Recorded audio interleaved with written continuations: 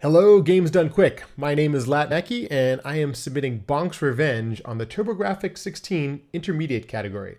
So what differentiates this category from the one that was shown at SGDQ is that it's 4 rounds, but it still gets a chance to highlight some of the tips and tricks in this game. So it's a really fun speedrun to do and show because it's short, it's fast, and you still get a chance to see what the TurboGrafx 16 has to offer. So we're going to jump right in. This is my intermediate PB, and it's less than a 12-minute run. And as you can see, you get a chance to select the category. That's kind of on speedrun.com. That's actually how we've differentiated the categories as far as runs. And just as before, it's Bonk running around, doing his thing, having the big head, having fun while he's doing it. This is just, it's one of those games that I think kind of like epitomizes TurboGrafx 16 and why it's, when I think of TurboGrafx 16, this is one of the games I first think of right away. It's a super fun platformer. It's got horizontal and vertical platforming, so you get to see both ways of doing it, but it also offers a lot of variety in its stages and its levels. So you get a chance to see some water, volcanoes, there's going to be underground stuff. I mean, there's just a whole bunch of cool stuff and wacky animals, and it's probably why I've never gotten tired of speedrunning this game, and I have over 1,000 attempts in all these different categories. I'm currently in second place on the leaderboard. Great John is the world record holder in this category. And this one actually gets a little bit more competitive because it is so short, and we don't get any extra lives. There's no deaths. There's no intentional deaths in this category. So any death that does happen is purely by accident. So, here you get a chance to see some caverns. There's also, the nice thing about this run as well is that there's still chances to do donations and the same type of things that, that worked well for a marathon in the expert category really carries over quite nicely to this. So I did hold the world record once again in this category. I believe this one actually lasted 2 or 3 days before Great John beat it. So that's why I'm currently in second. It's been that way for a while. So I haven't revisited this category since focusing on the expert category, but it's still an enjoyable one to run. One thing that I really like about playing this game in intermediate mode is that you actually still get an ending. In all of the categories, practice, intermediate, and expert, you actually get to see an ending. So it's not just a game that plays less levels and then stops. It's kind of cool. So I think if you're trying to learn the game and everything too, this is great. I always say that the practice category in this game, it's one level, it's 4 minutes, less than 4 minutes. It's an awesome way to get into speedrunning. And the intermediate category is no different. So like if you've been able to accomplish a 4-minute speedrun, hey, time to move up to the intermediate category and try a 12-minute speedrun. And you can be competitive pretty quickly because of the way the leaderboards are structured and because of how close a lot of the times are together. So this is the first boss, and this is where we'd have some opportunities to do some donations, to read some donations. There's a new strat that's been developed on this one, so it's kind of nice that there is some stuff happening still in the game, and you'll get a chance. We really won't get a chance to highlight some of the tricks until round 4. That's when a lot of the big ones happen. But this one has one. It's kind of cool. It's kind of ready to go. So right now you lose control of the player, and there's a little bit of a cutscene, and so this would be a great time once again. Read some donations, but it's it's such a short run. It moves along quite quickly. Once again, here you go. Like awesome colors, really great graphics. I mean, for a system like this was, oh man.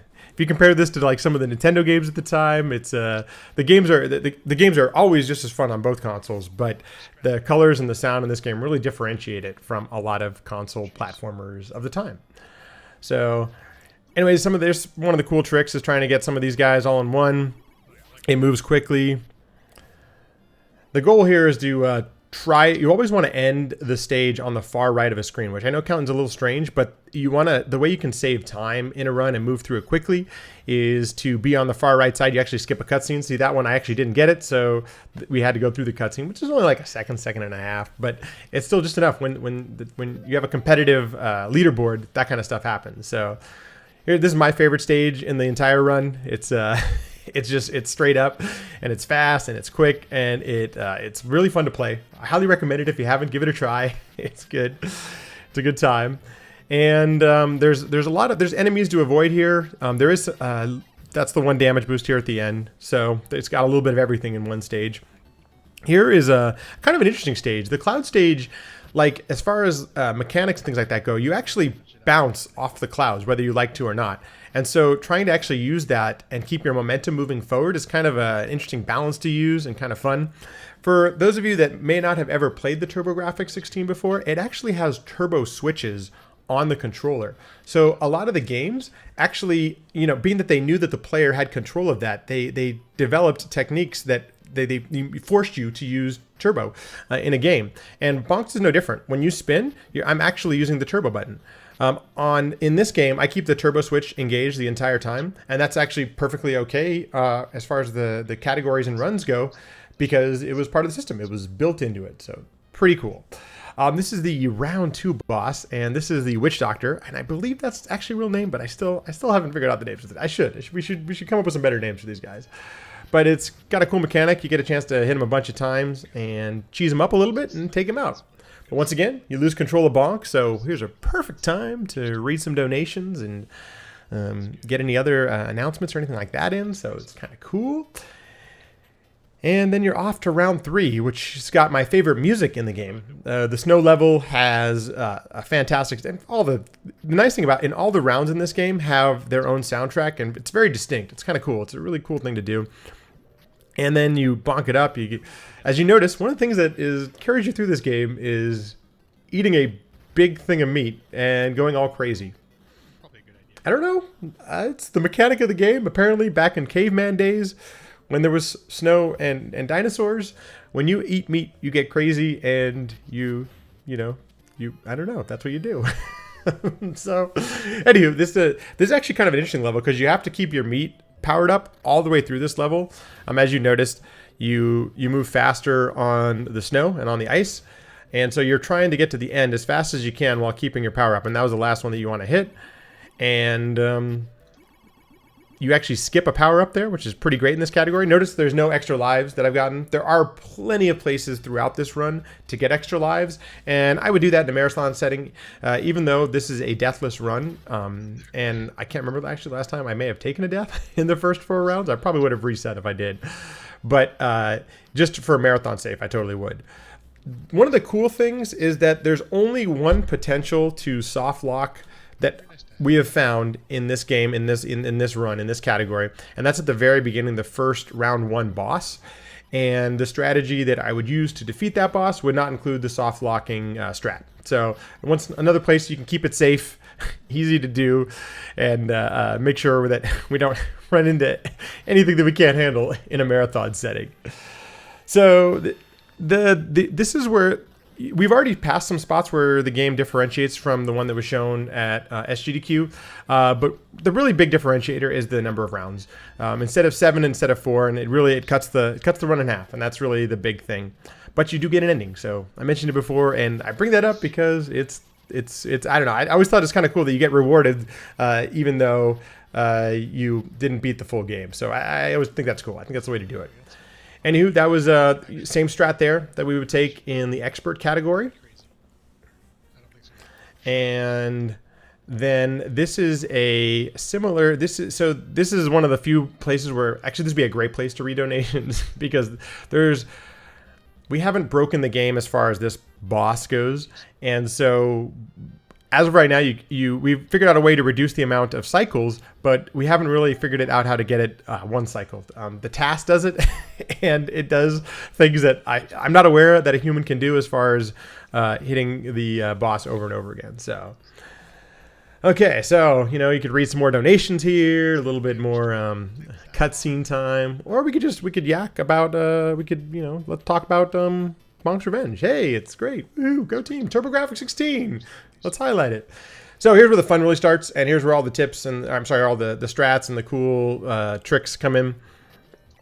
This level doesn't have any power-ups or life, so it's unique in that you don't want to get hit while you're doing it. And even if you do, the nice thing about intermediate is that you get all this extra life. You notice you have 5 hearts. In expert, you only start with 3 hearts, so you're already at an advantage. And you come up to the mini boss, who is this one, and it's one of the few RNG places in the game. So you kind of just have to deal with what you get. There are some strats to reduce a little bit of the RNG, and it's so challenging. It's so challenging to get a consistent strat there. So here's one of the very first cool tricks. We skip about 30 seconds of the level here. You activate that little dude, you jump off him, you do a damage boost, and hey, look, you just skipped 30 seconds. And it's a really consistent strat, which is nice, but it's a fun thing that highlights part of the game. And it's, you're only missing some water stuff, which is not that exciting. So anyway, so you move on. And we have the second cool strat coming up where it's another skip. You skip about 15 seconds in the game and hit that guy, jump up there, and that's it. You've skipped a bunch of the level already. And here's the cool thing. We're heading towards the end. We're only about a minute out now. And so like I said, it's a really quick speed run. It happens very quickly, but it's still super fun. You still get a chance to see all of the great things that Bonks has to offer, but also that the Turbo 16 does. And here's this dude just zing, and unfortunately you're gonna wake that guy up by hitting him in the head with your head. I don't know, still a little rude. I don't know, maybe not. Who knows? So one of the things you're trying to do here as you make your way towards the ending boss is stay powered up until you get into the water, so that you don't die in the water. Dying in the water is a pretty big time suck, so you don't want to lose your life. But there's no possible way that I know of about going through this area here without getting hurt, without taking damage. So you're trying to move through as fast as you can, but you get some extra life there. And as always, you're heading into the boss. This is Captain Hook, Captain Crook, Captain Hook, Captain Crunch, aka. And he's got a fun little cycle to him. You want to wait until he pops up, and then if you're lucky, I think I almost one cycle. I missed a one cycle by one hit. So, and then you take some damage to finish him off, to boost up to hit him up here. And just like that, this run is about to be over. And look at that. And so it's kind of cool. So, and then you could read some more donations here, but as I mentioned, you actually, will get a cutscene. So, hey, look at that. You beat the game on this level, or on this category. So that is Bonk's Revenge Intermediate category. Super fun, super great, super easy, super quick. It's what a great way to highlight TurboGrafx 16. I've said it before, but I'm super appreciative of everything that Games Done Quick does for charity and things like that. And I think this is a great game to highlight at your marathon. You get a chance to do, you have plenty of places to read some of those charitable donations and things like that.